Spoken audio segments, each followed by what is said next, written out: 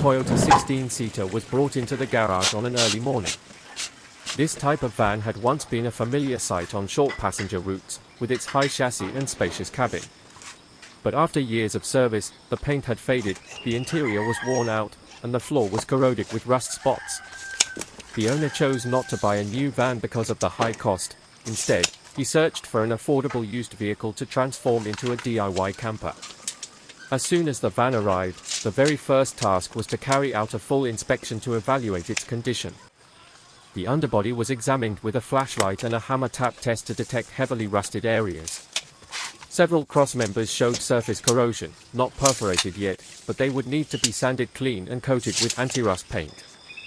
The suspension, brakes, and tires were inspected on the lift as well. Initial conclusion: the van was mechanically sound, engine running fine, but the entire interior had to be stripped out because the purpose of the vehicle would change completely, from passenger transport to camping. The next step was removing all passenger seats. In a Toyota 16-seater, there are usually 4 rows of seats behind the driver. Using a 17mm and 19mm wrench set with a ratchet, each row of seats was unbolted. Some bolts had seized with rust, so penetrating oil, like RP7, was sprayed and left for a few minutes before loosening. Once removed, the seats were carried out and sorted, steel frames to be possibly reused, while the old foam cushions were discarded. With all the seats gone, the cabin looked spacious and empty, exposing the bare metal floor once hidden under thick rubber mats. The next job was removing the old flooring and insulation. Using a utility knife and a pry bar, the entire rubber matting was pulled up. Underneath, patches of red rust appeared, especially near the welded seams by the sliding door. The floor was scrubbed with a wire brush, then ground down with an abrasive disc attached to an angle grinder. Heavily corroded spots were treated with rust conversion. Once cleaned, 2-part epoxy primer was applied evenly across the floor surface. This stage took hours but was absolutely essential. If left untreated, rust would spread and compromise the durability of the camper van. With the floor protected, the next task was measuring the interior space. A 5-meter steel tape was used to measure length, width, and height of the cabin. Results: from the driver's seat back to the rear doors was about 3.2 meters, width approximately 1.6 meters, height about 1.5 meters. With these dimensions, the space was sufficient to fit a double bed, a small kitchen, and compact storage. A rough layout sketch was drawn on graph paper, dividing the van into 3 main sections: sleeping area at the rear, living space in the middle, and a compact kitchen near the sliding door for easy outdoor cooking. Before installation of new components, the original wiring system had to be checked. Wires running under the floor were bundled, redundant circuits removed, and plans made to rewire a dedicated 12V camper circuit. A secondary battery was planned for the rear compartment, connected via a split-charge system from the alternator. Space was also reserved for a 220V inverter later. Next came thermal and acoustic insulation. The plastic trim panels were carefully pried off using nylon trim removal tools to avoid breaking clips. Behind them, the sheet metal was bare, prone to heat and noise. The solution: apply a 3mm rubberized sound deadening layer, followed by 10mm PE foam insulation with reflective foil. Each piece was cut to fit the window cavities and adhered with 3M spray adhesive. This preparation would make the camper much more comfortable in both hot and cold conditions. Attention then turned to the doors. The sliding door rails were lubricated, cleaned, and adjusted for smooth operation. Old rubber seals had become brittle, so they were replaced to ensure watertightness.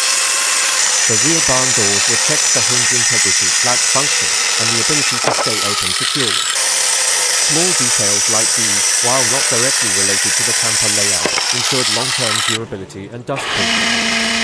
Another important consideration was ventilation. A camper van needs at least 2 opening windows or a roof space. Since the Toyota 16-seater already had large windows, the owner decided to keep some, apply thermal film, and plan to cut a roof opening later to install a 12V vent fan. For now, only measurements and markings were made with a marker pen. By the end of the first workday, all seats had been removed, the floor had been cleaned and primed, and the wall cavities were ready for insulation. The cabin now stood there, like the skeleton of a future mobile home. The owner sat inside,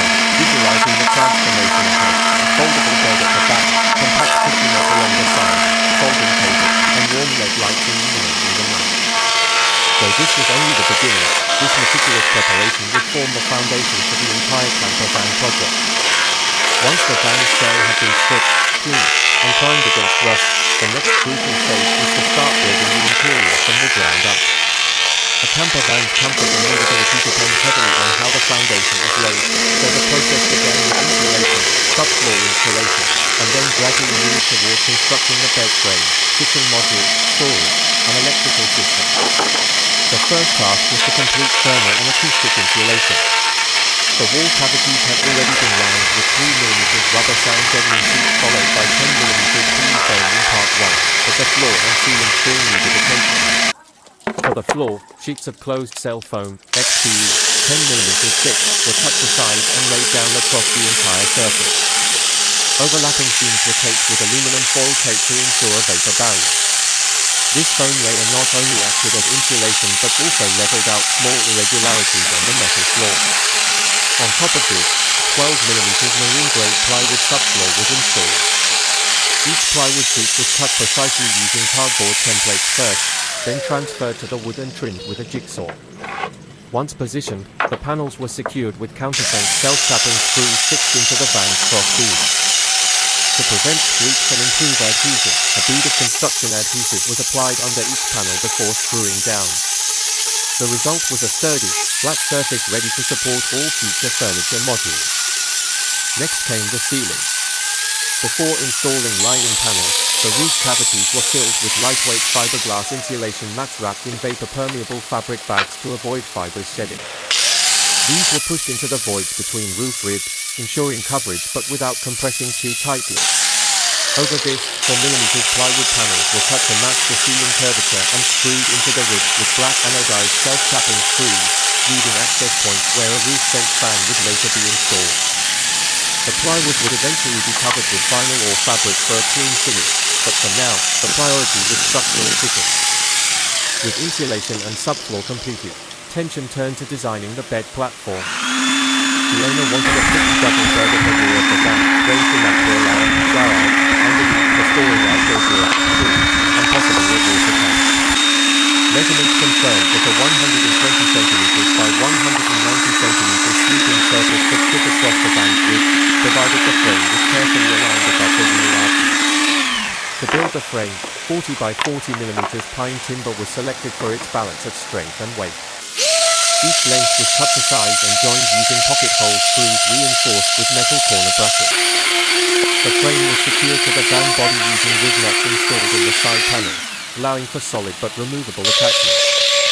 On top of the frame, 15mm plywood slats were screwed down, forming a platform that could later be topped with a memory foam mattress. Beneath the bed, access doors were planned both from inside and via the rear barn doors. Parallel to the bed construction, the kitchen module was designed. This would be positioned just behind the driver's seat on the sliding door side, making it accessible both from inside and outside when the door was open. The kitchen frame was again built from plywood and timber, forming a compact unit 100cm long, 50cm deep, and 70cm tall. The top surface was cut to house a portable 2-burner gas stove and a stainless steel sink. Below the sink, a simple freshwater and grey water jerrycan system, 20L each, was installed, connected with flexible PVC tubing and a 12V submersible pump controlled by a rocker switch.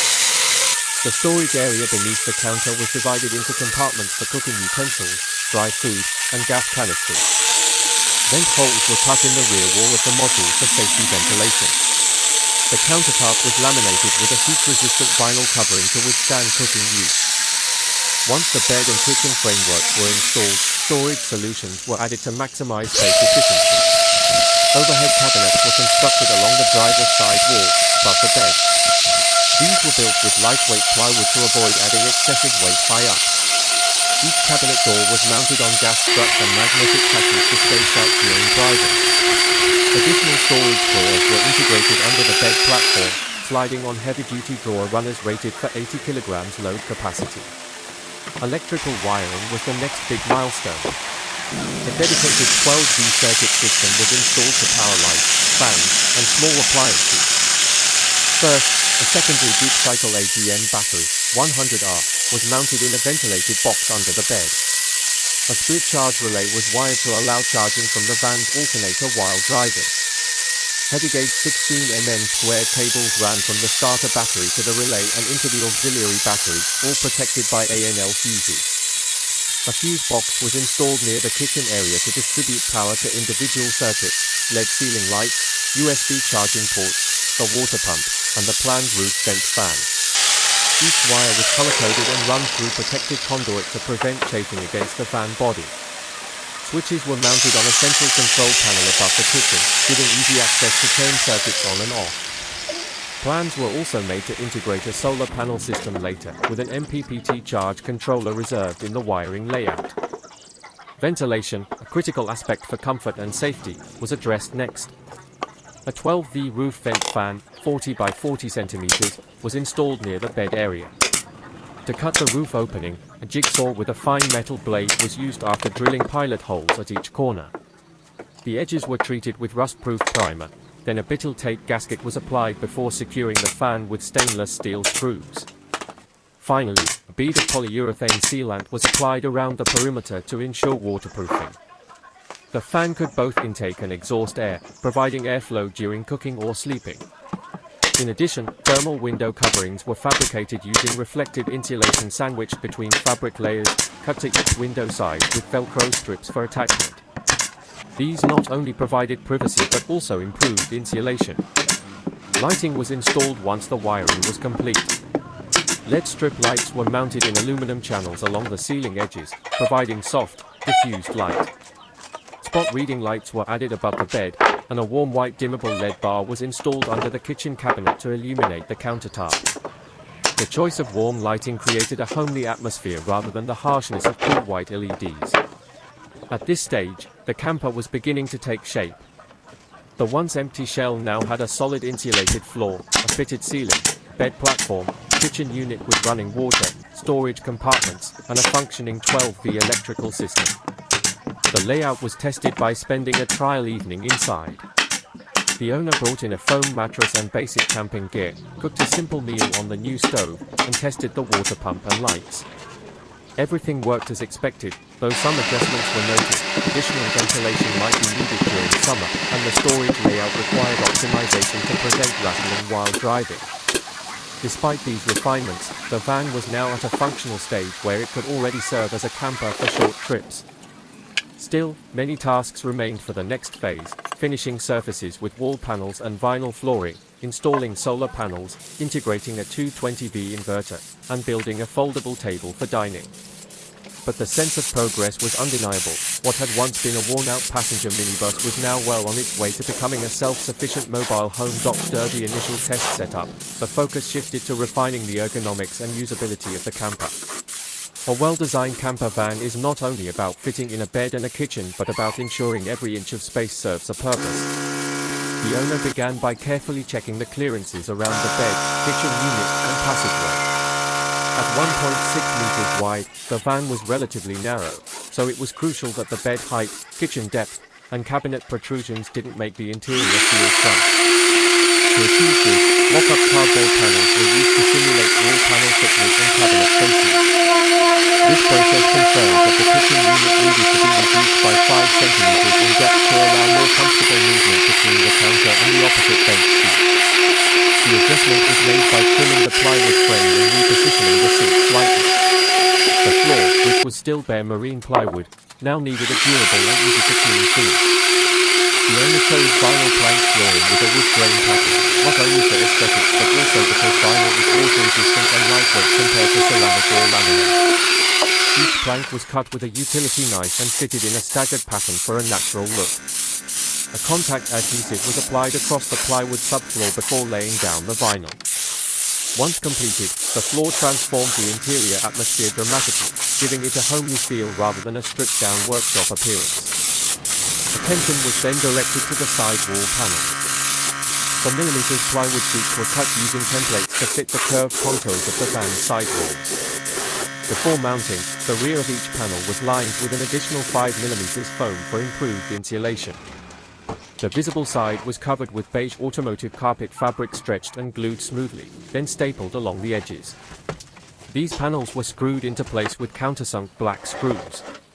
The combination of carpeted panels and vinyl flooring created both a cozy and noise-dampened environment. With the main structures installed, the owner turned back to the electrical system to add refinements. A DC-to-DC charger was incorporated between the starter battery and the auxiliary battery, providing a smarter charging method that regulated voltage more efficiently than a simple split-charge relay. The wiring for future solar input was also routed to the roof, with MC4 connectors dangling temporarily until a panel could be mounted. USB ports and a 12V cigarette-style socket were mounted near the bed, allowing convenient charging of phones and small devices. A small voltmeter display was added to the control panel, giving real-time battery level monitoring. Water management was also upgraded. Initially, only a pair of jerry cans were installed under the sink, but for better autonomy, a 50L freshwater tank was purchased and mounted under the bed on the driver's side. The 12V pump was relocated to this tank, feeding the sink via flexible tubing. The grey water tank remained a 20L container for ease of disposal. A ball valve and quick-release connector were fitted to allow easy draining of wastewater. The upgrade significantly extended the camper's ability to stay off-grid for several days without refilling. Seating and dining arrangements came next. Since the van was intended for travel adventures, a foldable table was designed. Using a wall-mounted swivel bracket, a lightweight plywood tabletop could pivot outwards into the central aisle and lock in place. When not in use, it folded flat against the wall. This table served as both a dining area and a workspace. To complement it, a bench seat with hidden storage was built along the passenger side wall, opposite the kitchen. The lid of the bench lifted up to reveal storage space for bedding, camping chairs, and other bulky items. Storage management was continually optimized. Bungee cords and cargo nets were attached to the rear doors for quick access items like jackets and shoes. Hooks were installed above the kitchen for hanging mugs and utensils. The philosophy was to ensure every frequently used item had a designated, easily accessible place, while rarely used items were stowed deeper. At this stage, the interior looked functional but unfinished. To elevate the camper to a near-professional level, the finishing touches were added. Trims were applied to panel edges to cover gaps. LED lighting strips were fitted with aluminum diffusers to eliminate visible hot spots. The ceiling plywood was covered with a light grey stretch fabric, secured with spray adhesive. All exposed screw heads were covered with plastic caps to present a clean appearance. Ventilation improvements continued with the installation of small louvered vents in the lower sections of the van walls. These ensured passive airflow even when the roof vent was off, reducing condensation risk. Combined with reflective window covers, the camper now had a robust climate control system without relying on expensive air conditioning. Safety considerations were not ignored. A carbon monoxide detector and smoke alarm were mounted on the ceiling near the kitchen. A small dry powder fire extinguisher was fixed to the wall just inside the sliding door. These precautionary measures were inexpensive but critical for peace of mind, especially when cooking inside. Once all these installations were complete, the owner conducted a second live-in test, this time an overnight stay at a nearby lakeside. The van was parked, the bed set up with a proper foam mattress, and the new table used for dinner preparation. The kitchen sink pumped water flawlessly, the gas stove cooked efficiently, and the LED lighting created a warm atmosphere. The roof vent fan kept air circulating even as temperatures rose. Overnight, the insulation proved effective, keeping the cabin warm without condensation buildup. In the morning, the owner brewed coffee on the counter, sitting by the open sliding door with a view of the lake.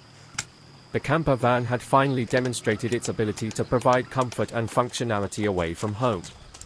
Despite the satisfaction of this successful test, there were still challenges ahead to make the van fully expedition ready. Plans were drawn for solar panel installation, a 220V inverter, and possibly a diesel heater for winter trips. But the transformation was already astonishing.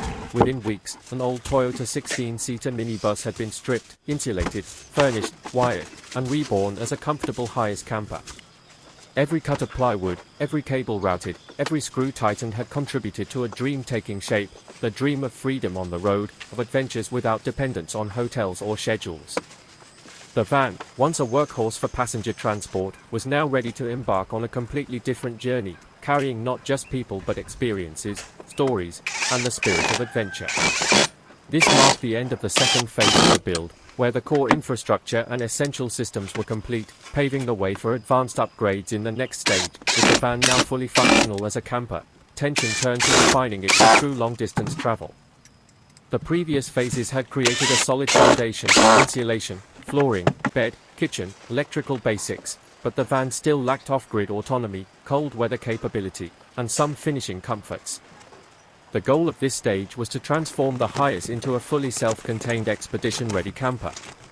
The first priority was renewable power. A 300-watt monocrystalline solar panel kit was purchased, consisting of two 150W panels, an MPPT charge controller, and mounting hardware. The van roof was measured and marked for panel placement, ensuring clearance for the roof vent. To mount the panels securely, low-profile aluminum brackets were riveted into the roof ribs, with bitul tape under each foot to prevent leaks. Panels were bolted to these brackets, and wiring was routed through a weatherproof gland into the ceiling cavity. The positive and negative leads were connected via NC4 connectors, then routed down to the auxiliary battery compartment where the MPPT controller was mounted. Once connected, the system provided a reliable charging source whenever the van was in daylight, dramatically extending its off-grid potential. With solar charging established, the next upgrade was AC power.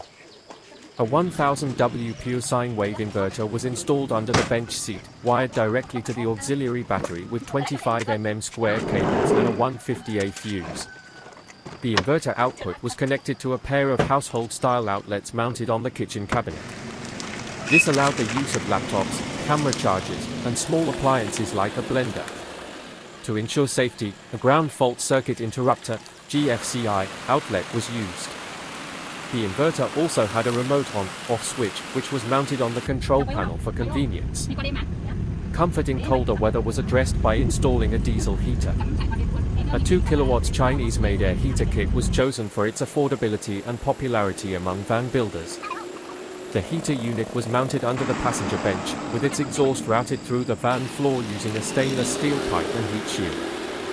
A small 10L diesel tank was installed in the rear garage area, feeding the heater via a nylon fuel line. The hot air duct was routed to blow toward the central aisle. After priming the pump and testing ignition, the heater quickly warmed the cabin within minutes, consuming very little fuel. This additional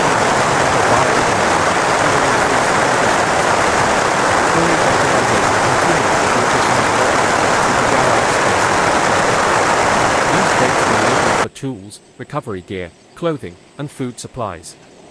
A sliding drawer system was built from plywood and heavy-duty runners, allowing the owner to pull out the kitchen from the rear for outdoor cooking. This dual-access kitchen was a game-changer for summer trips, providing flexibility to cook either indoors or outdoors. For finishing aesthetics, all exposed wood surfaces were sanded smooth and coated with water-based polyurethane varnish, providing both durability and a warm natural tone.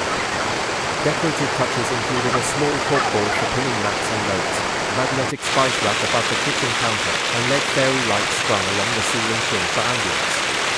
Curtains were sewn from blackout fabric with thermal lining, attached with Velcro strips around each window to provide privacy and light control. With all installations completed, the van was given a deep clean. Tools, sawdust, and leftover materials were cleared out, leaving behind tables and pots and tables. The transformer was equipped with the one power, water, heating, and storage systems. The ultimate test awaited, a week-long road trip across mountain passes, forests, and lakes. The van was loaded with camping gear, food supplies, water, and personal belongings. Before departure, the owner checked all systems: solar charging voltage, heater operation, inverter function, water pump flow, and tire pressures. Satisfied, he set off on the maiden voyage. On the first day, the van drove several hours into the countryside. Upon arriving at a lakeside campsite, setup was simple: park level, open the sliding door, and unfold a camping chair outside. The solar panels immediately began topping up the auxiliary battery, keeping lights and electronics running. Dinner was cooked on the dual-burner stove, with water drawn from the onboard tank. That night, the heater kept the cabin warm despite dropping temperatures. The bed proved comfortable, with ample headroom and cozy insulation keeping condensation at bay. Over the following days, the van handled various conditions: gravel roads leading to forest clearings, hot afternoons where the roof fan kept air circulating, and rainy evenings where the sound of raindrops on the insulated roof felt comforting rather than intrusive. The electrical system performed flawlessly: lights, fans, and chargers all powered by solar energy. The inverter allowed editing videos and charging camera batteries off-grid. The water system provided enough capacity for several days, with easy refilling at public taps. One highlight came on the fourth day, when the van was parked high on a mountain ridge. The sunrise view from the bed, framed by the open rear doors, confirmed the success of the build. The camper was not just functional, it was liberating. Meals were prepared in remote places, nights were spent under stars without a tent, and every stop became a temporary home. At the end of the week, the van returned home dusty but triumphant. A few lessons were learned: a larger grey water tank would be convenient, more roof insulation might help in extreme sun, and drawer latches needed reinforcement to stop rattling.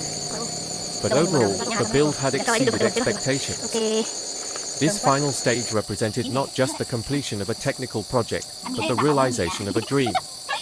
The Toyota Hiace camper was proof that with creativity, technical skill, and determination, a worn-out minibus could be reborn as a comfortable, self-sufficient mobile home. More importantly, it opened the door to countless future adventures, where the road itself became both journey and destination.